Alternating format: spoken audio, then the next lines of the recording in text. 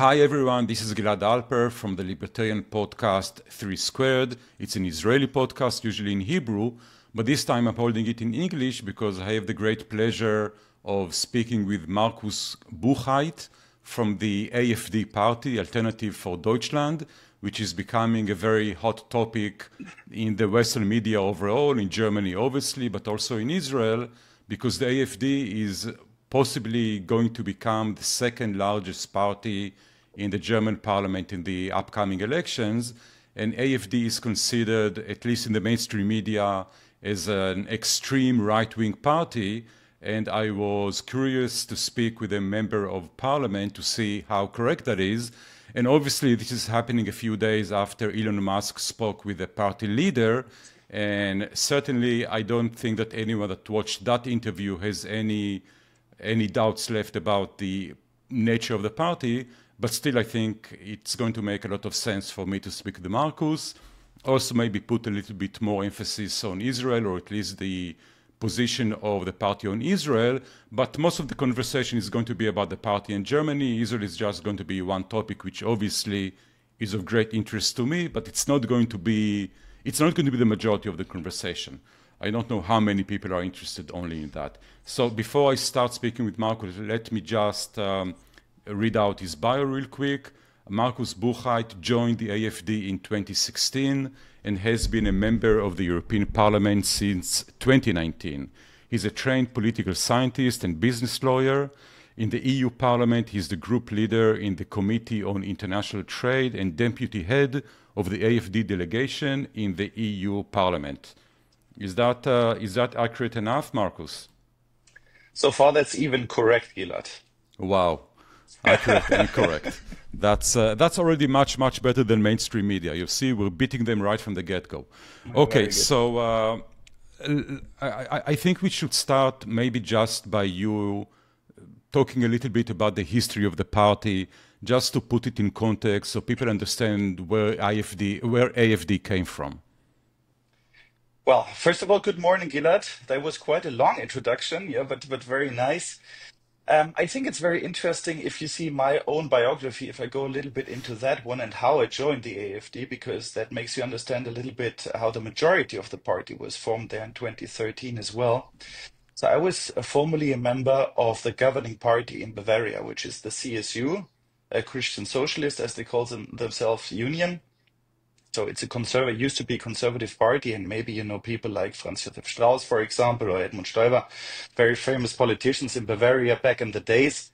And well, it used to be quite a conservative party when you think we don't want to go in whether a gay marriage is fine or not and how happy we are with that or not. Let's just say it used to be a conservative topic. Military service was a conservative topic. Nuclear energy was a conservative topic. Migration was a traditional conservative topic. And these were all topics that were covered by this party, I would say, until 2010, 2012, 13, something like that. And then came Angela Merkel, yeah. And Angela Merkel for us was a big change in Germany because not only did she open up the borders, but already prior to that, if you think back in Fukushima, for example, she abolished nuclear power plants in Germany. That was in 2011. And she also abolished under her reign, if you want, military service. So a lot of the traditional conservative topics were suddenly off the table, were not covered anymore by the ruling party, not only in Bavaria, but also in Berlin. And then a thinking process started among many people of the conservative community in Germany. And that had its first climax in 2013 with the euro politics, the politics on the euro as a common currency when it came to Greece, for example, when it came to Portugal and Spain.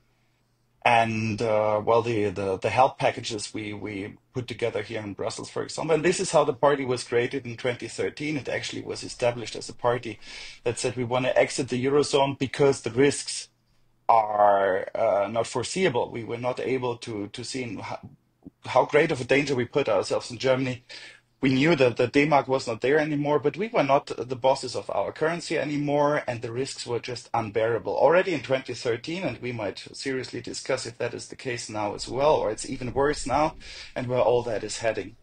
So the euro topic was very important. Which was more important for me was Started working in Brussels in 2014 for the Austrian delegation here, which is the FPÖ, and recently they're quite up in the media right now if you think about the government coalition that is forming in Austria.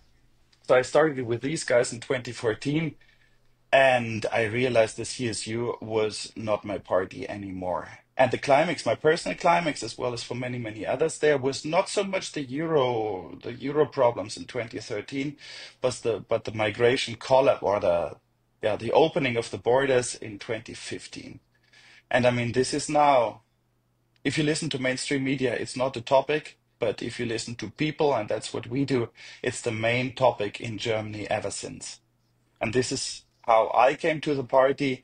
We have a lot of people who had nothing to do with politics before, who joined the party because they said, we are not heard anymore. We feel neglected by politics, by common politics. We also have people who formerly were members of the Socialist Party, for example, or of the Liberals. So we are a wild bunch of people who say something has to change and we want our voices be heard. So what was it about immigration that ticked you so much? What was the problem that caused you and other of your colleagues, even former socialists, to figure out that they need another party to solve the problem? What's so bad about immigration? Now, yeah, when I say immigration, we are in election times right now, so I simplify a little bit. No, it's obviously not migration per se. It was the illimited illegal migration that suddenly overrun us in Germany. And when you saw how in Munich, for example, people were gathering there at the main station, were throwing teddy bears at the people coming from Syria, when you also saw that obviously many of the people who arrived in Germany did not come from Syria, but obviously came from other parts in Africa mainly, you already could clearly see in the very first days that this was not about a civil war or a war there in the Near East, but it was about improving your life. Now, I don't blame anyone if he wants to improve his life, because I say I get 350 euros in Germany. In my own country, I only get 50 euros a month. I get an apartment here. I get, I don't know, sickness insurance and all that stuff, all these benefits our society has to offer. I don't blame anyone for that. I blame a society and a government who opens its borders and who doesn't see that you are basically putting everything at stakes we have built up since 1945 in this country. And is thus risking, well, the survival of the social state, if you want. Huh? Sorry, are you talking about the dangers to the economy because such a big, group of immigrants is becoming a burden on the welfare system? Or are you talking about something more cultural, or are you talking about both? No, it's actually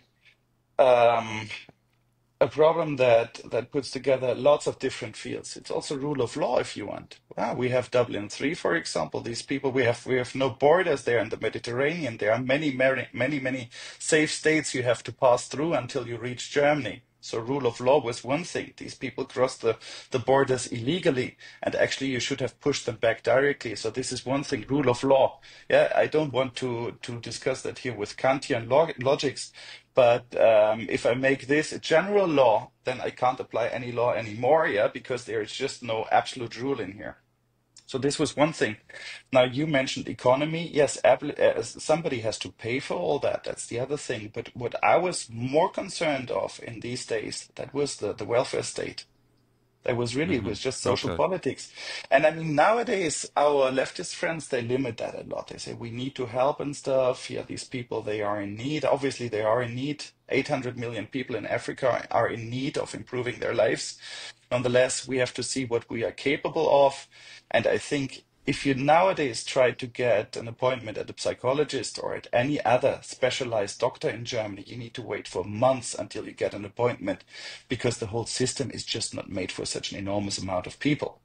Right.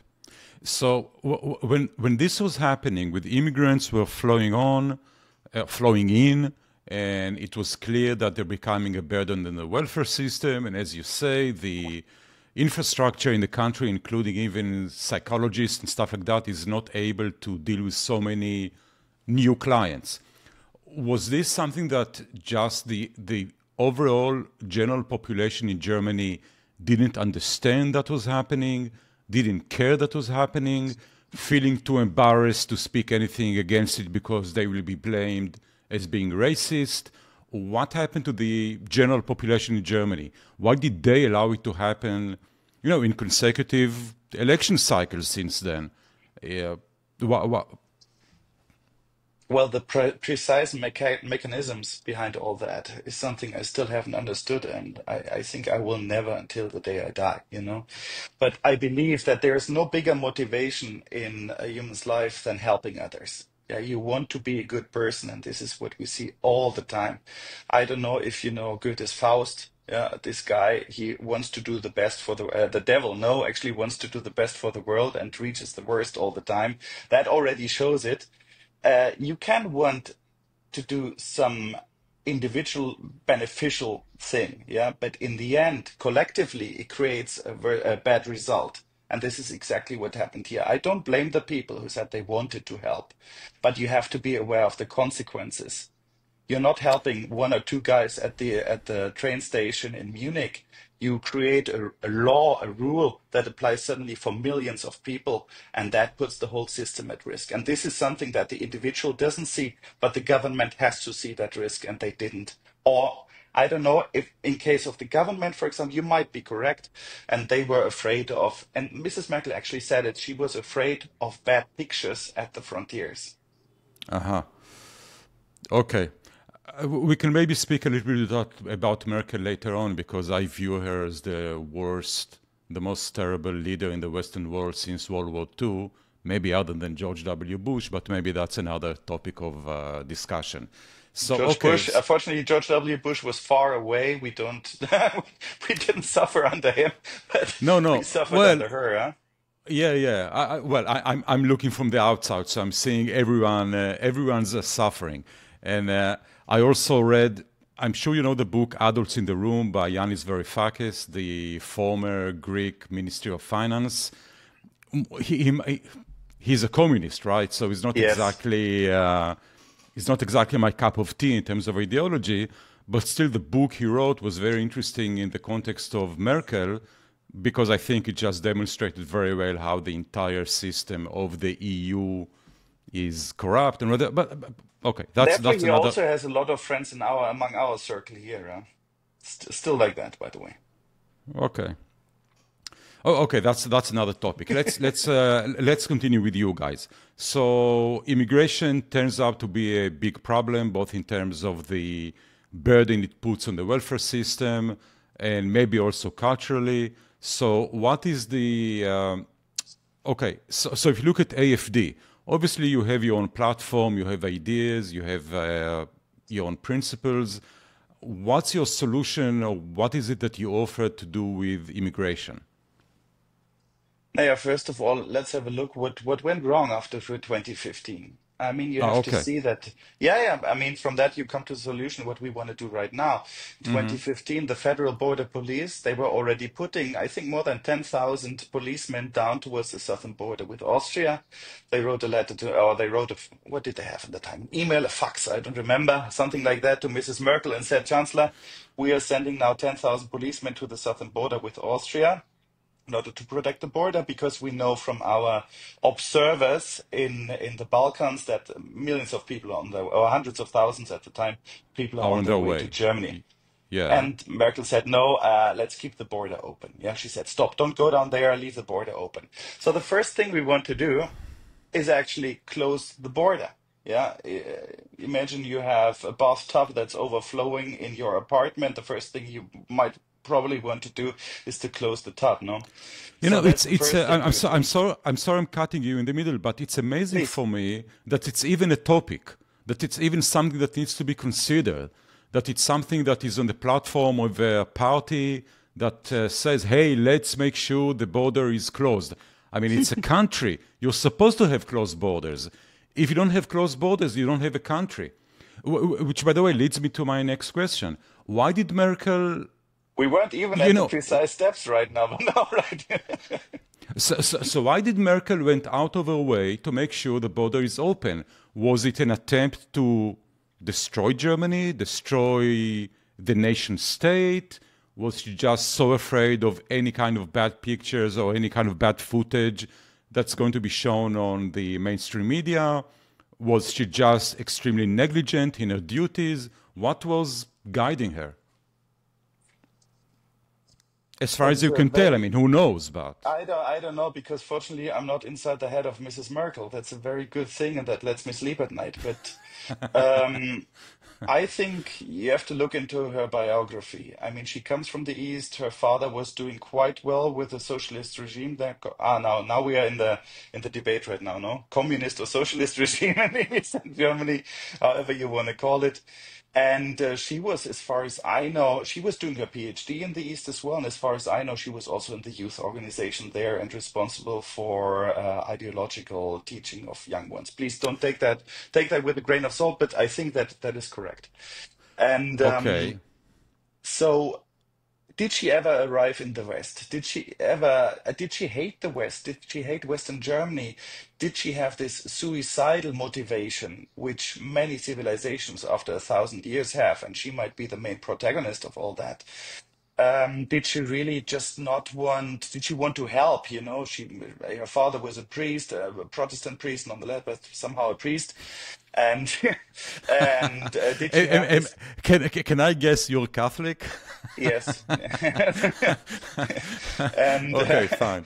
therefore, did she have this Christian attitude of wanting to help people? Yeah, even if it costs your own life. By the way, which is not very Christian. I was talking to a theologist recently. But doesn't matter. I don't know exactly what her motivation was, but I see the results of that politics. And the result is, as I said it already, suicidal. What you're driving at, if I get you, is that a possible explanation is that she was always a socialist. She simply tried to destroy free market or capitalism or conservatism or whatever, because that's actually what she believes in.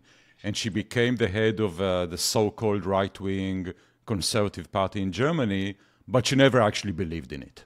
Yeah, it might be a huge false flag operation, the last revenge of the Communist Party of the East towards the West. Yeah, might be I have possible. to say, an extremely successful revenge.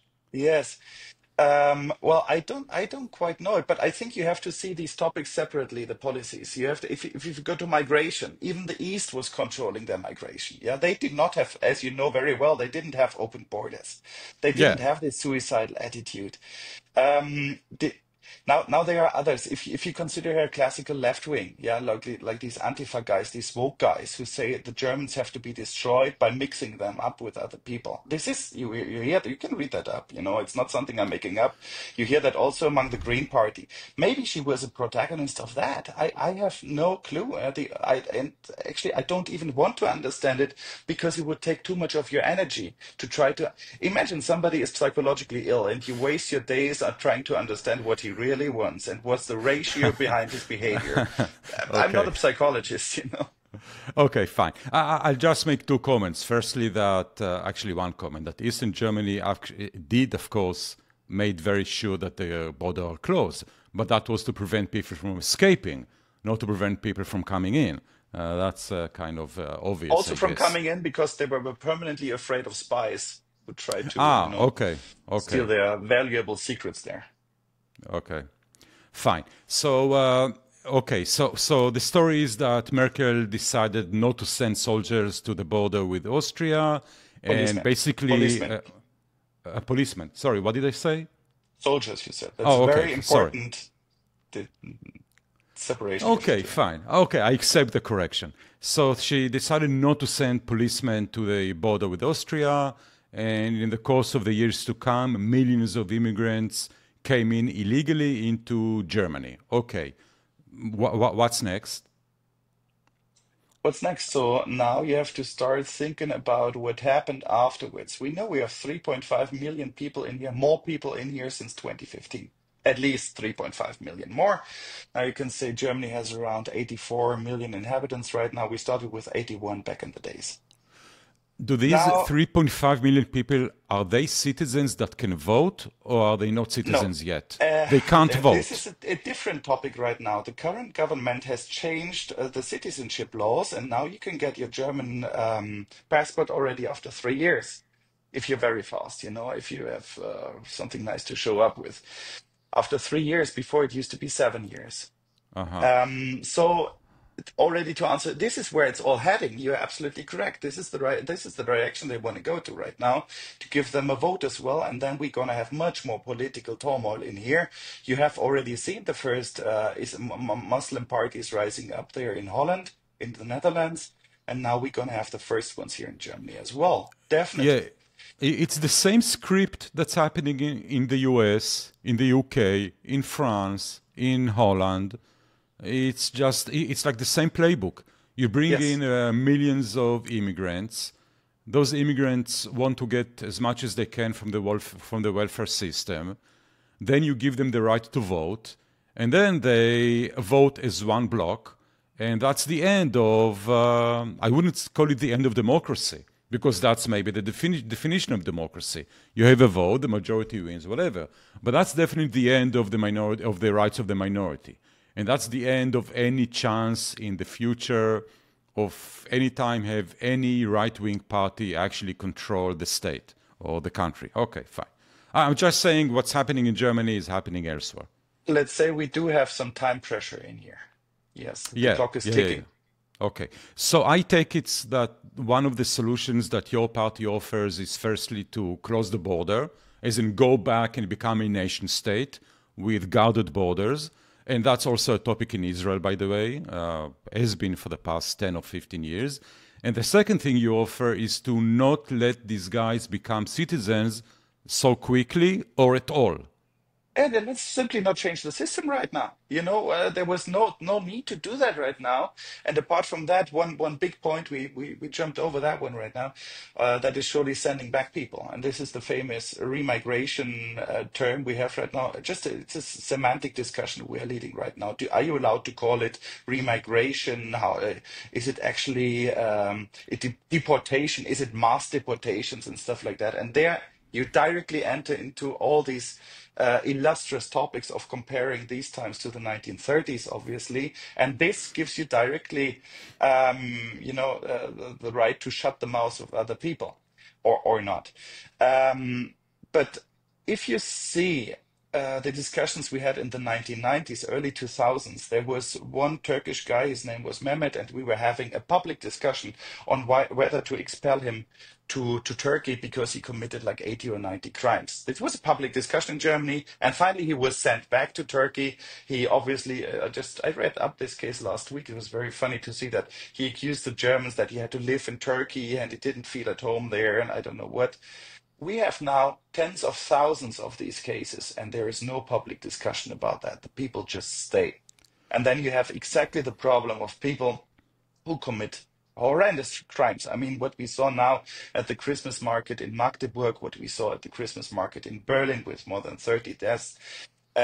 This is just the tip of the iceberg. I mean, we have mass violations, we have mass rapes here, we have stabbings each day, we have tens of thousands of stabbings since 2020, and I don't even blame the news because the media can't cope, they can't keep up with all these horrendous news each day. Society is changing, it's becoming violent because of green politics. So you mentioned earlier that the mainstream media isn't covering those topics as they should. Sorry, you said something along the lines of there isn't a lot of public discussion regarding the situation with crime and how immigrants are responsible for, I guess, the majority of those crimes. This is because the mainstream media in Germany is like the mainstream media in the US and the UK and also in Israel, which is basically a tool of the ruling elites. All of them are a bunch of left-wing ideologists and I don't know, whatever you want to call them, that work to hide the truth from the masses, or at least make sure that only the topics they want to discuss are allowed to be discussed publicly, and everything else is either racist or whatever. I'm kind of giving the answer, but I'm guessing that's what's happening in Germany. No, you're absolutely correct, obviously, because you've seen that more often, and there's a script behind it. You're absolutely correct, but there's also the same mechanism behind it. It's very nice for certain journalists to be close to power, to be on the side of the good ones, because we are the side of the bad ones. We want politics that is not nice, that doesn't create nice images, that might be considered, let's say, not very empathic, to say the least. And Okay. these guys, they want to do the good thing, they want to be empathetic, they want to help. Yeah, let's just be, Yeah, how it's do called they call it? virtue Let's, signaling, right? it's Virtue signaling. virtue They want signaling to is show the everyone else how what a good person they are. Yes, but then you have also economic restriction. And that is, if I have in my hometown 3 stabbings during the weekend and I have, let's say, 100 stabbings during the whole weekend all over Germany, how should I cover that? There is no more possibility. I mean, there's now a homepage where you can see the stabbings. And these guys, they did something very interesting. They put together all the local media, the local newspapers, and they put one common homepage where you can see how many stabbings were there during the last, I don't know, 7 days or 4 weeks or whatever. And this is it's crazy to see these numbers. So hold on. Before we go and speak about the other topics in your platform, other principles of the party regarding, say, the economy and other stuff, clearly this has to be the main topic in the German public. Everyone is supposed to be speaking about stabbings and about the huge immigration and how about Germany is losing its character and losing its culture and all of that. So my question is, firstly, do you have other, is social media in Germany developed enough to counter the mainstream media? That's the first thing. Let's start with that, and then I'll ask the second question. First of all, the ruling topic in Germany right now is not mass migration, it's not the stabbings, it's how undemocratic the AfD is. That is the main topic. You should In the understand mainstream that. media. Yeah, In the mainstream exactly. media. In the mainstream media. And then surely you have social media, you have alternative media, and these have, they have grown enormously during the last years. Not only on social media like YouTube and X and I don't know what, but also you have very nice magazines right now, very nice journals that have really developed. And I see actually on the right-hand side, also philosophically and ideologically, a lot of creative energy, which the left wing doesn't have anymore. I mean, the times of the left wing is over, but we have a lot of discussions going on, a lot of philosophical discussions going on, where to head with the country, where to head with the society, and also with the economy. So that is very, very interesting to participate on that on the right side of the discussion, on the right wing side. And yes, people pay more and more attention to alternative media because they realize that when there are discussion shows on the public media, there are no AfD guys invited. I mean, I don't have the numbers right now. I think it was like 160 appearances of the CDU during the last year and only, I think, 12 or 13 of the AfD, but less than 15 it was at least of the AfD. Also, the AfD is not so far away from the CDU when you look at the polls. So there Sorry. is this representation there in the official media, and people realize that, and therefore they turn towards the alternative media more and more. Okay, just for the benefit of the Israeli public, CDU is which party? That is the former Merkel party. Merkel party. Like okay. that, if you have a face to it, I guess it works best. Okay. And when you speak about alternative media, you're talking about social media? Yes, mainly about social media. Okay. So before I ask the question I wanted to ask, maybe another thing that we need to cover first is the overall principles of the party. Okay, we spoke a little bit about immigration. What about the economy, for example, in terms of regulations and trade policies and the budget and deficit and all of that? Yes. So what we have seen and what I surely see on first hand as a victim here in Brussels, that is the overregulation we have right now. Overregulation, bureaucracy, classical topics, by the way, that our entrepreneurs put up again and again and again onto the table and nobody takes care for it. Instead, we have permanently new rules coming from Brussels, like how is it called in English? Now, the value chain regulation, for example, or I don't know, if you think all the carbon border adjustment mechanisms, if you think about the CO2 taxes, if you think about all these things, I mean, this is things that come from Brussels and we want to get rid of it. We say we are in times of economic weakness. We do not need to take care for global climate right now. We have different topics to cope with, and this is our priority right now. So what we consider the essential part of our economy is free economy. We want to create, like in an autoliberalism. Autoliberalism concretizes the best from the 1950s with Walter Eugen and Ludwig Erhard, if you know these guys. Sure. This is where we want to go back to. And there you also see a lot of parallels towards the old CDU as well.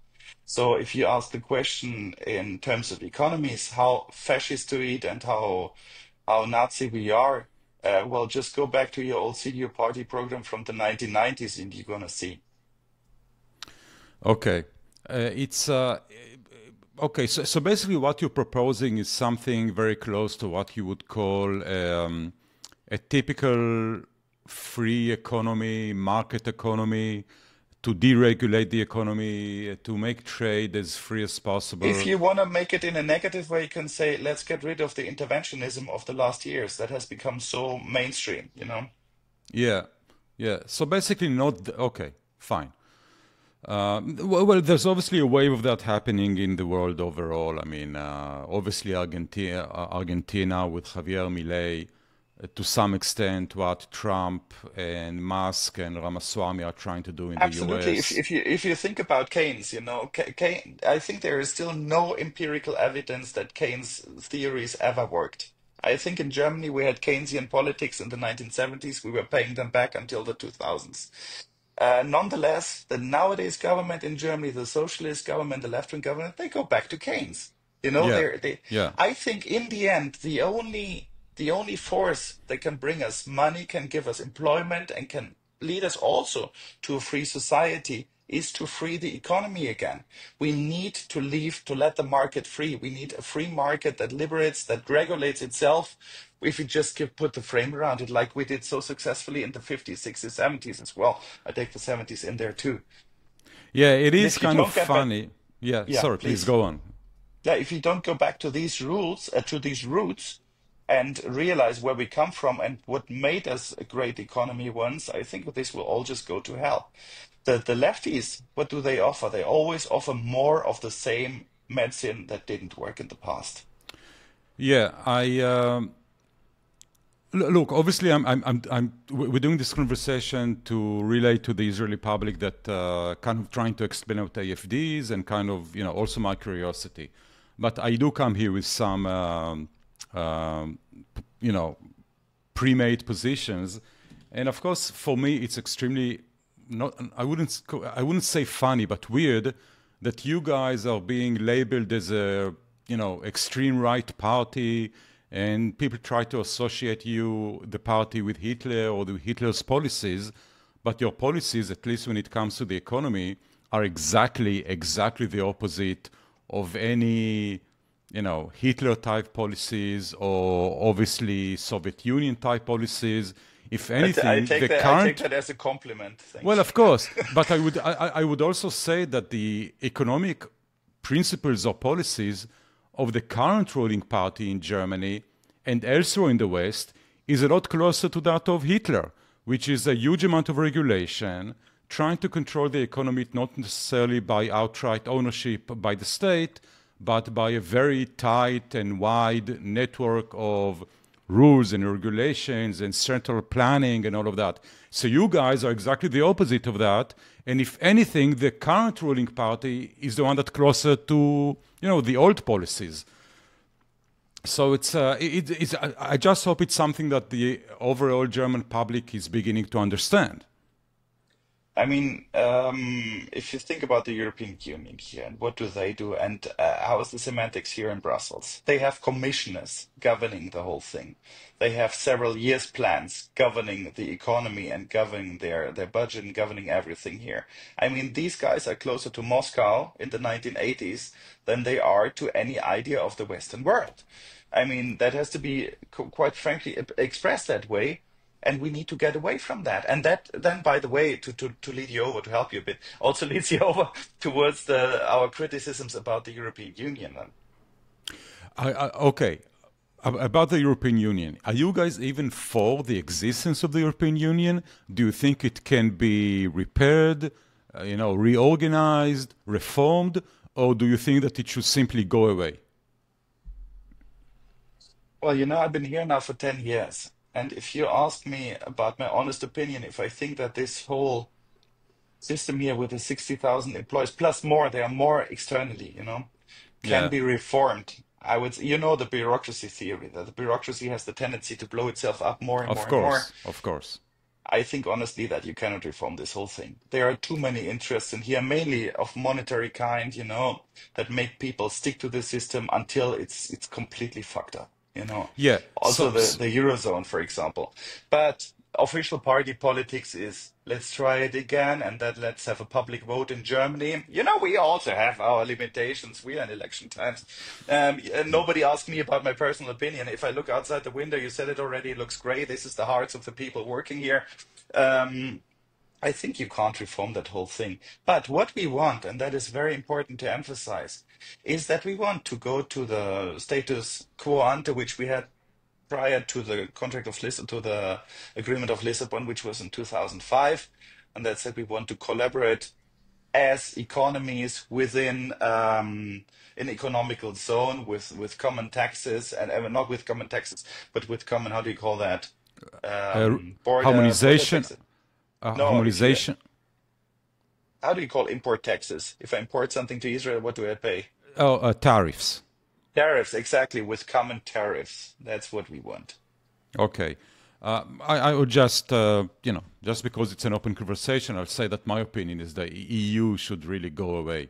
The EU is absolutely poison in terms of the economics. Is actually, it would be nice to work economically together, like other people in the world do. But then suddenly they put themselves, their noses into education, into health, into defense, into foreign politics, into basically everything that used to be part of the nation state and only competence of the nation state before.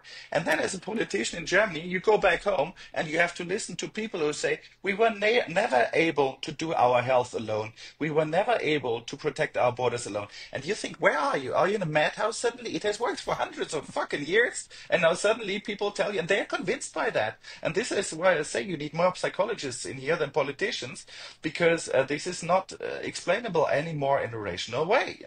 We were able to do all these things before there was a European Union. And the European Union is not even that old. And I think we can live without it. But we need, if we look at China, at the US, at Russia over there, we need a common zone of common tariffs, and we need to collaborate in an economic way. But then you need to limit these powers also to economics and not allow it to spread to whatever field of politics you have there.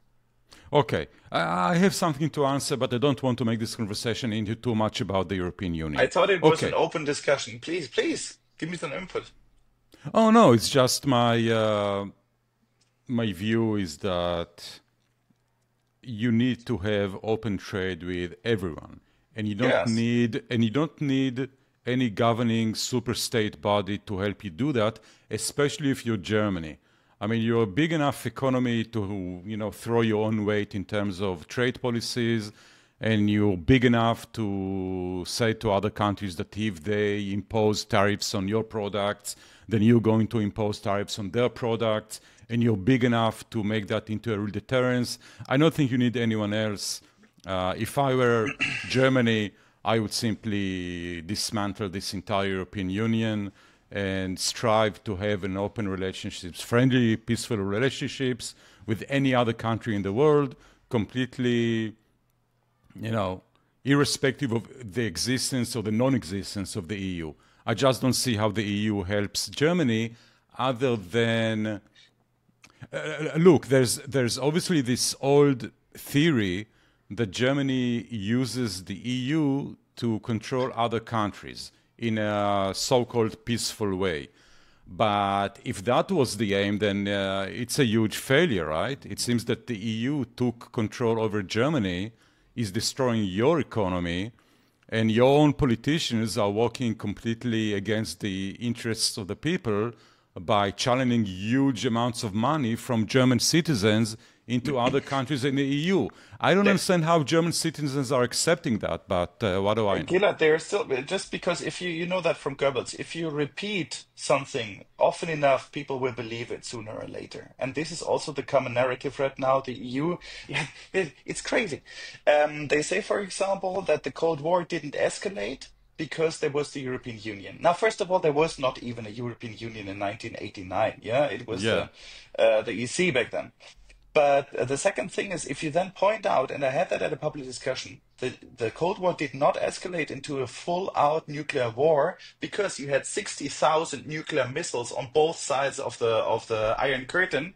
And he said, no, that's not the reason. The balance of powers was not the reason, or the promise of mutual destruction. That was not the reason. It was the European Union that was the reason that created peace in our time and peace in Europe. And they say, peace in Europe. That's very interesting because I'm quite sure that the people in Yugoslavia would not agree with peace in Europe during the times of the 1990s. So No. another point for you, which they also don't accept. So it's a war of narratives here. And coming to the economic scales of all that, I have still not seen a convincing study that tells me we put this and this amount into the European Union and we get a benefit of ×5 or ×6 out of it. That is just not correct. If there were these numbers, and if we profit so much from the European Union, we would see this study, and I haven't seen it yet. The only thing I see is that we put money into infrastructure projects in Romania, in Bulgaria, in Poland, and I don't know where, and we see that we pay the taxes, and this is exactly the aim here as well, to take money from the prosperous states and let the others grow as well, the less prosperous states. But I think if you ask the people in Germany, and if they know about these facts without having this propaganda all day long, they would see it in a different way. I completely agree with you, therefore. It kind of leads me to one of the things that your party leader, Vidal, said in her conversation with Elon Musk, that the education system in Germany is terrible. As in, the education system no longer teaches valuable skills, but rather, I think she spoke about social issues and maybe indoctrination.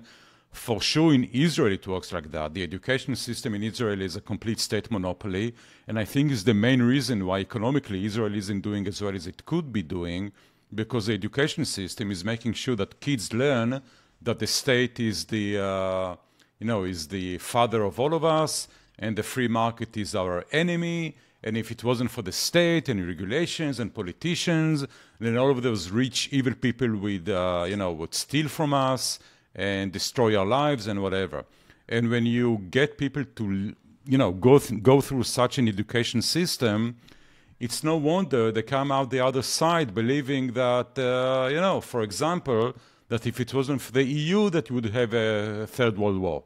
Where in reality, the EU, if anything, is actually, in my view, promoting a third world war. But maybe that's also another discussion for another conversation. Just one sentence about the education right now in Germany. I mean, first of all, you have to understand, I think in Israel, you don't know that education is a part of the states, of Bavaria, Baden-Württemberg, Berlin and stuff. So each state can decide upon its educational politics. So you have certain states where it's still fine. Any state within the federal construct of Germany overall.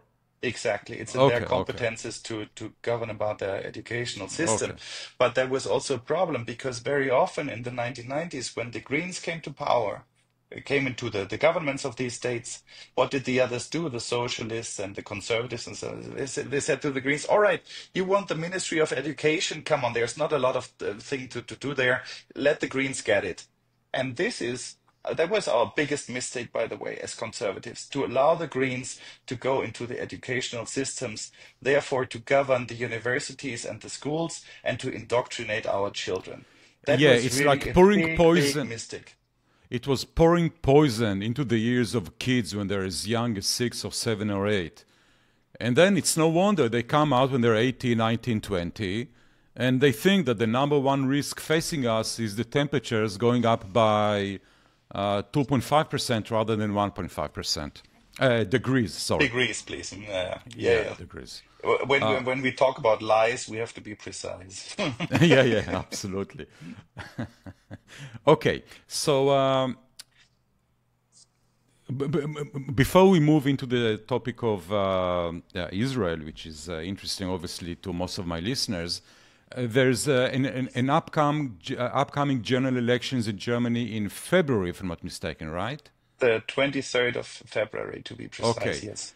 And according to the polls, you're slated to become the second largest party in Germany, right? Right now, we're at number two. That's correct. We're above 20%, and the CDU is still a bit ahead on, I think, 8% points or something, 8% points. What do you think the chances are the polls are underplaying your force, and you might actually become the largest party when the when the results are published? Yes, I mean, it is a very typical phenomenon in Germany that people who vote for the AfD do not say that when they are asked if they're going to vote for the party. This is nothing new. That is part of the common bias against the party. I mean, certain people, they don't even tell it to their neighbors if they support us and stuff. So, Okay, so that so might happen, but I think 7-8% point, that's quite a lot. I'm doing everything I can here, also during the weekends, yeah, like all of my colleagues here to push us forward and to make us number one in Germany. But we need to speed it up a lot. But there's one very good development we have right now, and that is that Mrs. Weidel is very, very popular right now in Germany, and she is now the face of the party. We didn't have that before like that, a chancellor candidate from us, and it's already a big success that Mrs. Weidel is in the polls now. Before, the AfD candidate was just ignored. He was not part of the polls. And now she is, and we see how strong she is. And having her as a face brings us forward, I think. if you do very, very well, much better than people expect, than the polls predict, what do you think the chances are that they're simply going to cancel the elections like they did in Romania? Yes. These chances exist. It's a question of the German Federal High Court, like it was in Romania, by the way, as well. It wasn't just a decision taken in Brussels. It was a decision by the Romanian High Court. However, there might have been a lot of pressure from Brussels. This is something For sure. we have to see. Huh? Coming back to the problems with the European Union that is so outspokenly in favor of democracy and stuff. There you see, by the way, it's a vocabulary of lies. You hear all day long. The people who permanently advocate for democracy and to abolish parties for the sake of democracy, they are the biggest anti-democrats you can see around. And these anti-democratical forces, you see them also in their everyday work in Germany. They try to control the media, then try to control the minds of people. And if they are not happy with the result, they will do everything they can to turn back time and to go against us. It's in the end not so much an ideological battle we are fighting here right now. It's a battle for money. These guys, they have blown up, like greatly enlarged all the ministries. Think about all the NGOs we have in Germany, we have here in Brussels. Think about all these people who have no qualification, an opinion about everything without having a qualification. These mouths need to be fed, and this is what they did during the last years, and this is something we will destroy when we come to power, and we will say it's over now with the NGOs, it's over now with these gigantic ministries, just like Milei did in Argentina. And Yeah. this is obviously something they don't want. So apart from all the ideological discussion, we have money in the back, and that is always, the biggest problem there. Yeah, I mean, apropos the question of how much of it is ideology and how much of it is money and other interests, it's interesting to think about the uniparty system, right? Because the belief is that if you guys come out number two, or even if you turn out to be the largest party in the German parliament, everyone else is going to come together and create a coalition made up of supposedly different parties with the aim of making sure that you guys don't have any influence. Which is, of course, interesting when you think about, the question of money versus ideology. It shows you that maybe ideologies are a bit of a scam, and everything these people want is just to make sure that they maintain power and the ability to enrich themselves, while the one party that actually holds the principles that are exactly what Germany needs is the one that's going to be in opposition because you guys are threatening to, create some kind of an upheaval in the system and maybe unseat all of those guys that are making a lot of money for themselves at the expense of the overall German population. Yes, absolutely correct. I mean, we saw that in Thuringia in Germany. We also saw it now in Austria. where you had the FPÖ being the strongest party. Nonetheless, they tried to form a government around the FPÖ. Fortunately, it didn't work in the end. And you go clearly against what the majority of people want, because the majority in Germany wants change towards conservative right-wing politics right now. That's what we need right now, and that is an absolutely normal process of catharsis in a democratic system. And if you don't want to accept that, the pendulum is swinging to the other direction right now, it has been on the left direction for many, many years now, and it goes towards the right-hand side now, then you haven't understood how the whole system works. So okay.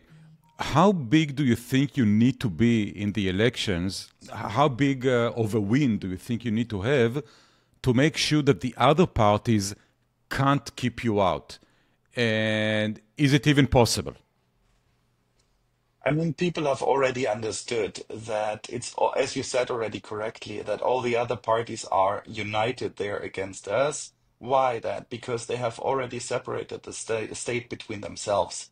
That goes up from the ministries down to who's controlling the bank in my town. This is all divided up like in a group of burglars there, of robbers. You know, they have really made this their prey here. The whole state is their prey. And so how many percents would you need to have? I mean, we would need 25% in order to put our own examination committees. You know, if you look at Corona or COVID, for example, we need 25%. But if we really want to go into a position, obviously, where nobody else can hinder us from doing correct politics, we would obviously need 51%. But it's a relative game. You know, we have to see if we have 40% and all the others have around 10, 12%, what can stop us? Nothing, you know. But I think the more often these people from the other parties play these cards and say, all right, we are all going to unite conservatives together with Marxists and communists like we had now in the east of Germany, the clearer the picture gets for the people. What do you think your chances are of being able to get 40%? Because I can see how it's, if you guys get 40%, it's, you know, even with the corruption of the system, it's going to be tough to keep a 40% party when everyone else gets 10% or 15%. Keeping the 40% party outside of the game is going to be very, very tough. It's one of those things that can lead to the system completely breaking down. So what chances do you have of getting those 40%? It's a bit tough, right? It's double what the polls are predicting. It's absolutely fictive what I'm saying right now, obviously. Yeah. But we saw in Austria the polls after you had the previous attempt to form a government when the FPÖ was suddenly at 35%. You know, so that's what I meant. The more often you keep the will of the majority of people, and I say a relative majority, if you say, who wants obviously to have a right-wing coalition between the conservatives, the CDU, and the AfD out of the game, the higher we get in the polls. And it will not be the conservatives who get more in the polls, but it will be us, because we are the corrective. This is what people have realized. We are the corrective force, because we are, now we might talk theoretically, not yet part of all this bribery and corruption that the other people have become member, or the other parties have become member of for the last decades. No, so they want us in there, and the more often you keep us out, and the more often you go against your own ideology and collaborate, for example, with communists, the higher we will get. I'm quite sure about that. And this is also what the others realized, by the way. They were the first voices, is that we need to let them get into some kind of government on a lower state level, on a Länder level, no? Yeah, I just want to make the comment that Israel is not that different in that regard, as in we also have the uniparty system in Israel. By the way, also in the UK, also in the US, before Trump comes to power now. It's all a bunch of parties that supposedly have different ideologies, but they all rule the same way. They all rule with a huge amount of regulation, with a huge amount of trade barriers, with a budget, state budget that just keeps increasing, with trying to get jobs and money to their friends and to their, you know, whatever, allies and stuff like that, while the people are being completely sidelined. So Israel is very, very similar in that way. Yeah, and Which, don't forget the cancer of wokeism and all of this gender politics and all that stuff, yeah, which is completely unimportant in our times. We have completely different topics to talk about, and nonetheless, the only thing you regulate all the time, you go for, you go hard against is when I want to be addressed as a she and you call me a he, I can go to the judge and you're going to pay me some money. You know, these yeah. bullshit games, and people get tired of it. They realize that our problems are different ones than these. Yeah, we also have the same issue in Israel, though I think that, as far as I can tell, the woke mind virus, as Elon Musk labels it, is maybe a little bit weaker in Israel. I don't know, but that's another discussion. Before I go in and ask you about your positions on Israel, just another question. I read a few days ago that some of your party members are forced to give up their guns. And that overall your party members are being persecuted by the state. Is it true? Is it an exaggeration? Is it an No. under-exaggeration and things are actually a lot worse?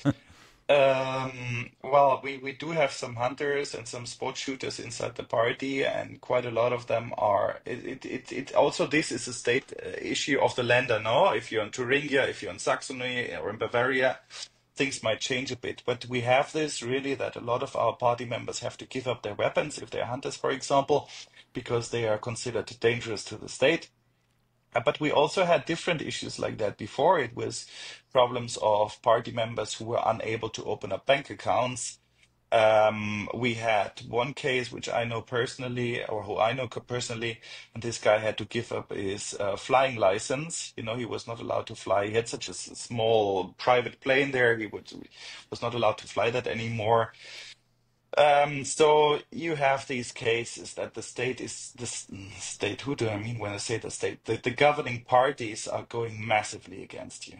And obviously, their little helpers in the banks and in the city administrations, they do all the best they can to be good citizens and to help them in their goals, no? Okay. Nothing is surprising. Nothing is No, surprising. no. It's the end game here right now. It's the end game. So I completely accept it. These guys know it's about their survival. It's about the survival of their system of lies and personal enrichment against us. And so they will do everything they can, manipulation in the media, up to these measures in order to fight us. Okay.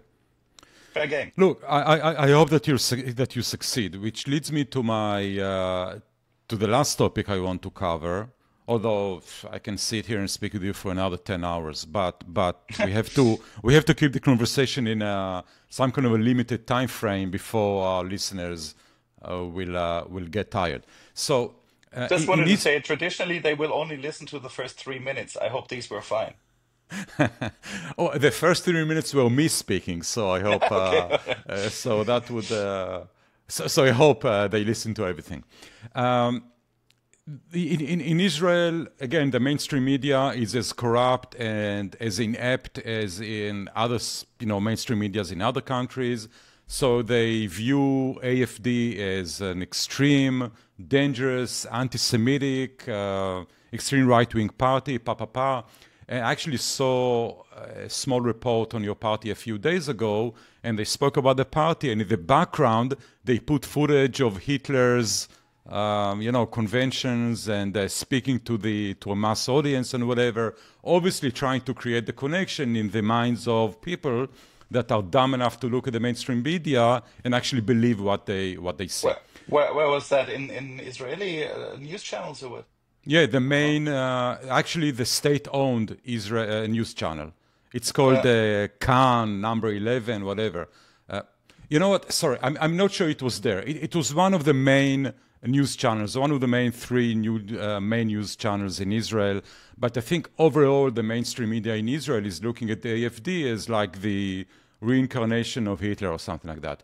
Which leads me to my question. Is there an official position of the AfD on Israel? Is it something that's in your platform, or is it just like an overall view that the party holds officially or semi-officially? I have to say, Israel right now, as well as in Israel itself, as I follow that a little bit as well, is a difficult topic right now because we were completely, and we still are completely with you after the, when was it, October 10th, October October 11th, 7th. Yeah. October 7th events. Yeah. There was such a broad understanding for that, and I have to say, on a personal level, for me, Israel is a fascinating state. I know no other state that is able to change so quickly from a peacetime economy to being, a real state that is able to defend itself, that is fighting for its own survival, that has this enormous motivation, that puts all the people together, no matter about the criticism of the government and stuff. And this, I think it's fascinating. That demands a lot of respect. I think this is something you should never forget. You guys are permanently fighting for your survival. You're surrounded by enemies. So that is one thing. And then when you could come to the discussion inside the AfD, the discussion was a bit similar to the discussion you had in the German public. And that was obviously, didn't Netanyahu now go a little bit too far when it comes to the Gaza Strip? Didn't he overstretch that a little bit? And then obviously there is very difficult for us to find a clear definition of what's right and what's wrong. It's very good, by the way, not to label people directly if you don't have an opinion. I think that's very important. Coming back to your public media news there.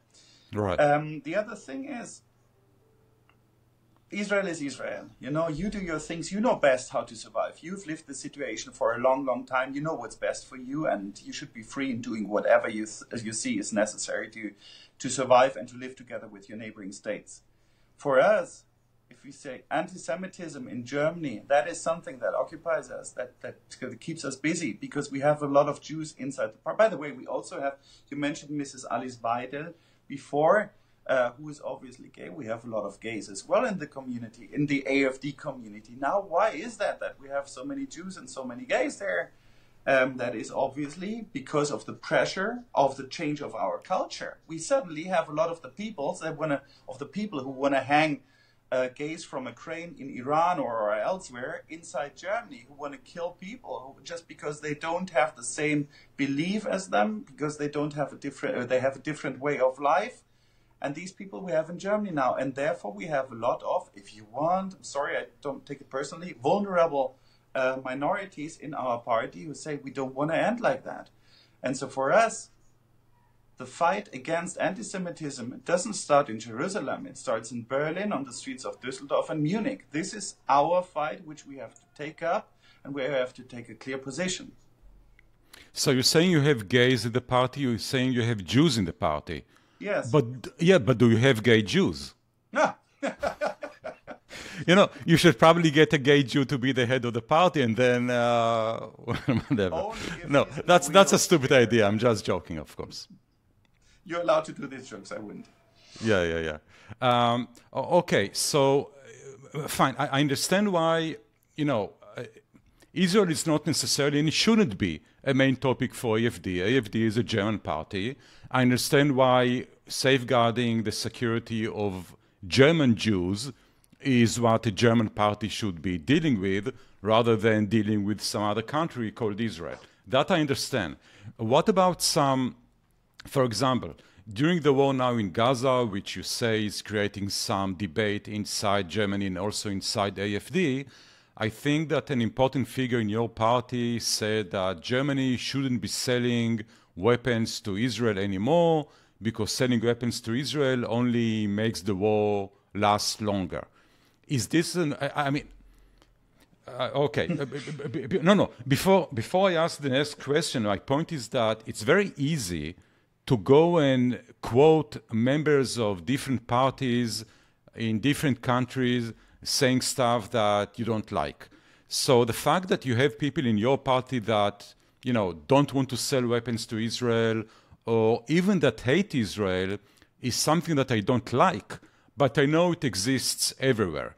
If you look at the Democratic Party in the US, you have an increasing number of members, Congress members in the Democratic Party that absolutely hate Israel and can be very easily labeled as, classic anti-Semites.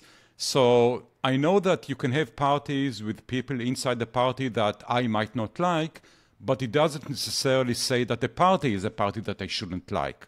So I don't like this exercise of going and cherry-picking, single members of a party saying something you don't like, and then saying, okay, this entire party is anti-Semitic or whatever. But still, is there an official position by the party not to sell weapons to Israel? Gilad, this is a very sensitive point. So I might say 2 or 3 sentences about that. Yeah, please. Because you said there might be people who hate Israel. Well, I have never met such people inside my party. I have seen these people inside the communist parties and left-wing parties here in the European Parliament. I see these people running around with their Palestinian scarf here in the Parliament and are being very proud of that. I think if you look for these people in broader groups, in broader clusters, you have to go to the left-wing side, because we on the right-hand side, we know very, very well that you are and I say that as my personal opinion now, yeah, but I think you can extrapolate that. You are a border there between civilization and non-civilization, between positively formulated human rights. I don't mean the modern left-wing interpretation of human rights, but between human rights as a sign of civilization and, societies that have not developed since the Middle Ages. I mean, we are very clear in how we see that and how we see Israel in this respect. For us, the discussion of these people who said no more weapons to Israel, it was clearly the question, how far can you go in your right to go towards self-defense? And is there a moment when you overstep your self-defense? I would never use the famous word with G in that context, because I think it's utter nonsense. But is there a moment when you overstop it when you go sorry, just to make sure people understand, when you're saying the G word, you mean genocide. Exactly. Okay, fine. I don't want to go against the YouTube algorithm here. No, you did. But okay. It's not a problem, I think. Okay, good. So this is the discussion we have here, because I think united we stand amongst all these countries that know now it's the time for a right-wing change, and that we want to go for civil liberties again, for the freedom of the individual. And there we are. We are well united with Israel as a state. The only question is there a moment when maybe we overstretch self-defense towards, going too far? And that was the discussion we had inside the party. But really, if you want to go for people who hate Israel as a state and the sheer existence, who say, how is it from the river to the sea, this stupid sentence, you have to go to the colleagues to the left-hand side in here. They are very familiar with the sentence and with many, many more songs in that respect. Yeah, I'll make 2 comments. Firstly, I think it's ridiculous to look at a party like AfD and label them as Israel haters or whatever, when you have absolutely clear and extreme Israel hate and Jew hate happening in the left-wing parties, and for some reason no one speaks about that. Also about the second comment is about, selling weapons until the point where you maybe decide that it's no longer self-defense and it's being, someone is being too aggressive. I disagree with that, as in I disagree with the point that anything that we do is too aggressive. But I'm just saying, even if you don't want to have the debate, Biden, the still, president of the US, is imposing a de facto partial embargo on selling weapons to Israel. And no one labels him an anti-Semite. When he does it, it's okay. Right? I mean, where are we standing? I mean, if I say we're Democrats, we're democratic people, I have to allow discussions. I have to allow people to take a certain stance in a discussion. I mean, this is quite woke and left-wing to simply say your opinion is per definition wrong, and therefore I don't even need to discuss with you. So I think there needs to be an open space where you say, all right, you have that opinion, let's come to a conclusion. Fortunately, we are not in the government yet, and we are still in the opposition. So we don't have to answer this question definitely. Okay. Is there anything else you want to speak about? You want to mention? Any topic you think that we should cover in this conversation that we haven't covered? I think for anybody who stood us until now, because it's now 1 hour, 20 minutes more or less, we discussed a lot of different topics. I thank them for their bravery, but I think we covered more or less every topic we can cover these days. Thank you very much that you gave me the opportunity to talk here, even though it is gray behind me. I hope we were able to put some sunshine into the minds of people and also to put away with certain of the biases you might have against our party here, and maybe also for some of our viewers from Germany, they might have towards Israel. That's a very poetic conclusion to the conversation. Putting in the gray and putting light into people's minds. It's you could have been a poet, maybe. Okay, I think that's enough for now. I think we, just like you said, we did cover a wide range of topics. I hope that we were able to maybe explain or show to the Israeli public or anyone who's going to listen to this conversation that AfD is not the monster the mainstream media is portraying it to be. And Markus, thanks very much for this conversation. Thanks very much for the very lucid way you kind of explained the positions of your party. And look, I wish you all of the success that you can have in the coming elections. As an outside observer, I don't have any problem in saying that I hope that you guys win the elections. And when I mean win the election, I mean 51%, because I do believe that you're the last chance of Germany. Yeah, I'm kind of exactly saying what Elon Musk said, but I believe it as well, which is AfD is the last chance of Germany. Elon Musk moment here now, wonderful. yeah, that AfD is the last chance of Germany of regaining some kind of, becoming again a prosperous and free country, which I think is important, especially for a country like Germany, which is still the heart of Europe.